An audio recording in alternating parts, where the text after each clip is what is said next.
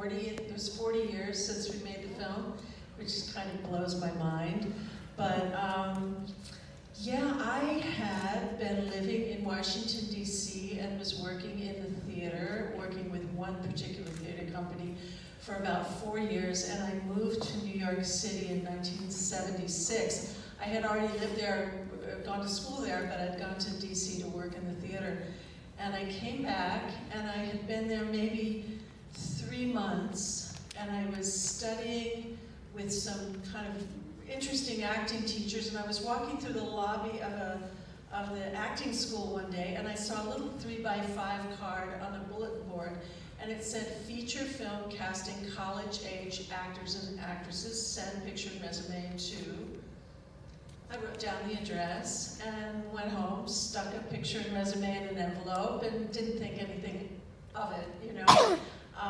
And about 3 or 4 days later, I got a phone call, and they said, we'd like to meet you for this film. Now, I had never in my life met anyone who'd ever been in a film.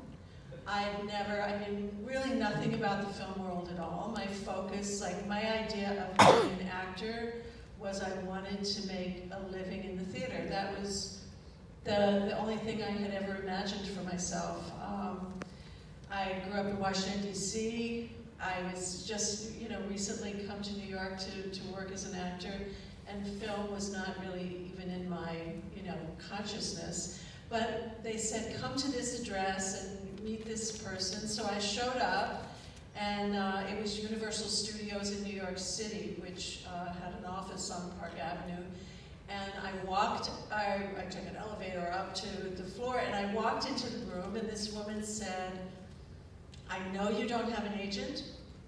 I know you're not in the Screen Actors Guild, but I want you to come and meet the director because you're my girl. And I thought, really? Okay. And for some reason, I had sent, on my picture resume, I had sent a photograph of myself from the theater, and she saw it, and she just instantly thought that I looked like Katie in the film. Like whatever she had in her mind of who should play Katie, I was that person to her. I went in, I met John Landis, Harold Ramis.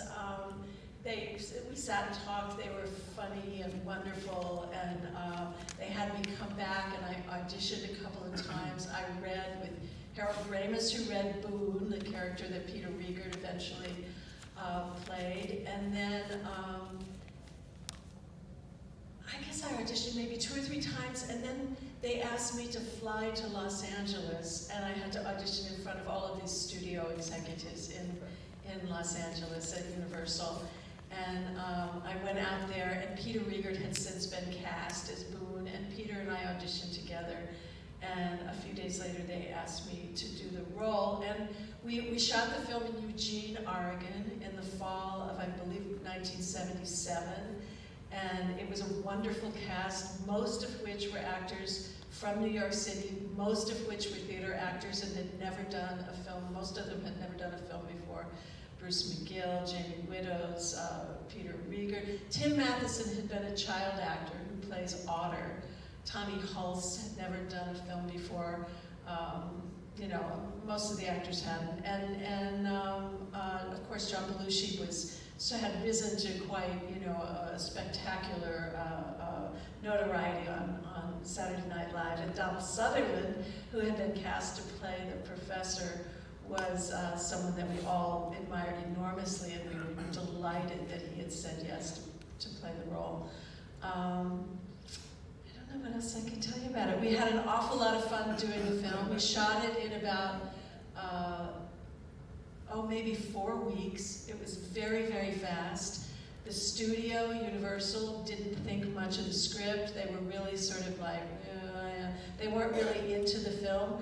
But when the film was finished and they did some initial tests, it went over so well with the audiences that they started to think that they might have, you know, a film that was going to get some attention on their hands. And when it came out, it did get an enormous amount of attention.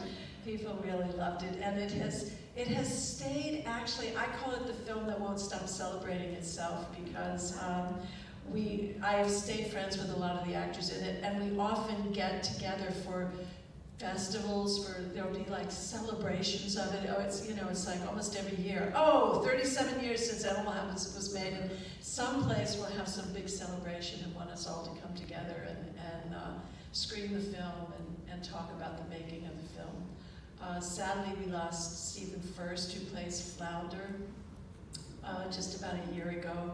He was a terrific guy, but we've lost a couple of the other. Verna Bloom just passed away a couple of days ago, who plays the wife of the dean. And anyway, that's about all I have to say. But enjoy the screening of the film, and I'm very happy to be here.